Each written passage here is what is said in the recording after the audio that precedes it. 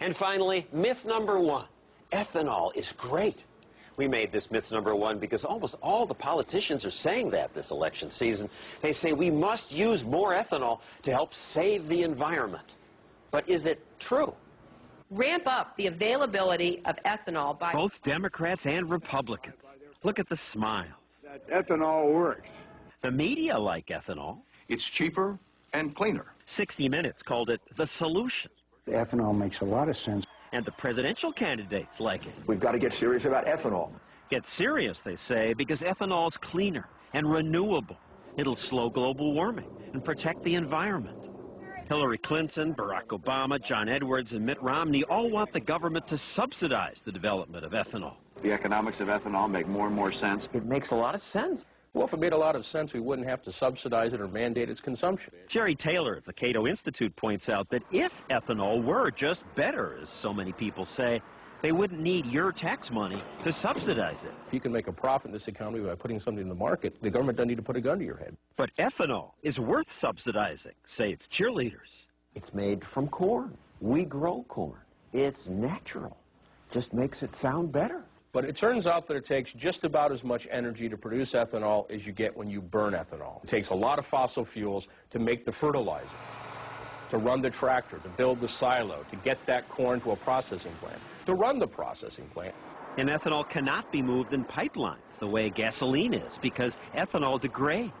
So using ethanol means using many more big polluting trucks. To move the corn from the fields of the processing plant, and then to move that corn ethanol from the Midwest to the coast. That takes a tremendous amount of energy. So much so that a number of recent studies say making ethanol uses almost as much energy as ethanol creates. Net energy balance is zero, more or less. More bad news. The increased push for ethanol has led to a sharp increase in corn growing, which means much more land must be plowed. And that means much more fertilizer. Much more water must be used on farms, and more pesticides. So why are politicians so in love with ethanol?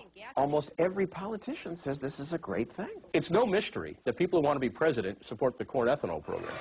The first caucus is in the state of Iowa, and if you're not willing to sacrifice children to the corn god, you will not get out of the Iowa primary with more than 1% of the vote. Hillary Clinton made 17 votes against ethanol until she started running for president. Right now, the closest thing we have to a state religion in the United States isn't Christianity, it's corn. We are gathered here today to say amen to green fuels and ethanol. One of many politicians saying amen is Senator Evan Bayh of Indiana. The alternative is just to continue to consume more and more oil, more and more gasoline. That's not good for America. But you politicians make it seem like a free lunch. This would be using much more fertilizer, pesticides. This adds to greenhouse gases. There's no panacea. There's no magic bullet. As we produce ethanol in more efficient ways, it will help reduce greenhouse gas emissions.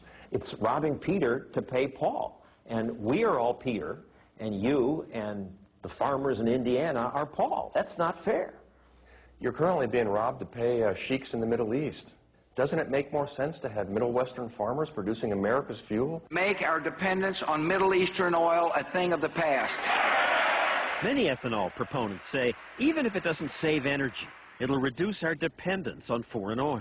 Oh, that's nonsense. There is simply no way we are going to reduce our dependence on foreign oil via ethanol. A University of Minnesota study concluded that even turning all of America's corn into ethanol would meet only 12% of our gasoline demand. This just helps you politicians and the people who make ethanol at everyone else's expense. This is good for America. We have allowed our dependency on imported petroleum to grow and grow and grow. That is not healthy for our country. That's what we hear, plus lots of other wonderful reasons why we should love ethanol. But many of those reasons are myths. It's not going to produce energy independence. It's not going to clean the air. It's going to do none of those things. All it will do is make corn farmers richer and companies like ADM who process ethanol a lot richer. It'll make every one of us who aren't in that business poorer. This is a naked transfer program designed to take money from people who buy corn and to give it to people who grow corn and people who make ethanol for a living. That's all it is.